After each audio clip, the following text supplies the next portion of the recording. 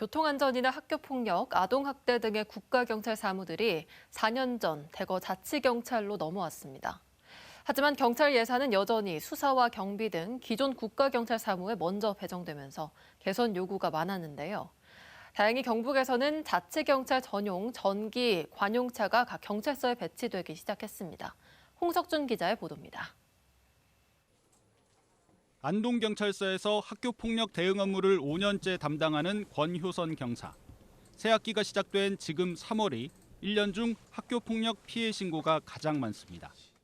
학교에 찾아가서 학생을 만나보거나 좀 부담스러우시면 저희가 가정 내에 방문해서 물리적 폭력도 계속 증가세지만 최근에는 딥페이크 등 사이버 성폭력까지 학생들 사이에 발생하면서 외근 업무가 크게 늘었습니다. 실제로 지난 2023년 정식 입건된 경북의 학교폭력 사건은 500여 건. 그런데 지난해에는 900건으로 70% 가까이 급증했고 폭행보다 성폭력 사건의 증가율이 더 높았습니다. 미성년자를 상대로 한 업무 특성상 경찰서 소환보다는 경찰관이 현장을 직접 찾는 일이 많지만 차량 지원은 수사나 경비 등 기존 국가경찰 업무에 밀려서 뒷전인 실정입니다. 전담 차량이 많이 부족해서 현장에서 어려운 일이 많았습니다. 피해자 보호 활동 하시는 분들이 다수가 계신데 또 한 팀이 나가면은 또 저희가 또 나가야 되는 경우가 있고 그래서 개인 자차를 이용한 적도. 일선 현장에 이런 어려움을 덜고자 경상북도 자치경찰위원회가 자치경찰 전용 전기차 6대를 마련해 포항, 구미, 안동 등 비교적 규모가 큰 도내경찰서 6곳에 전달했습니다. 교통안전과 학교폭력, 아동학대 등 2021년 자치경찰로 이관된 경찰 사무에 전담 배치됩니다.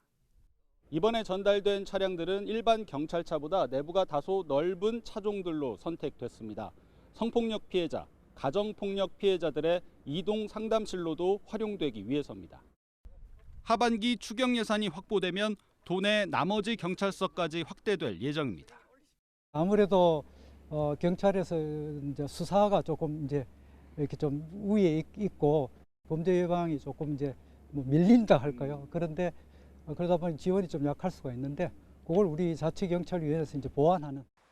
문제는 자치경찰의 고질적인 예산 부족 문제가 치안 서비스의 발목을 잡고 있다는 점입니다.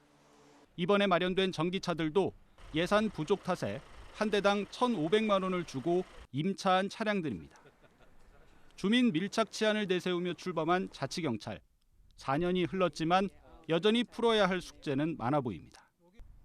MBC 뉴스 홍석준입니다.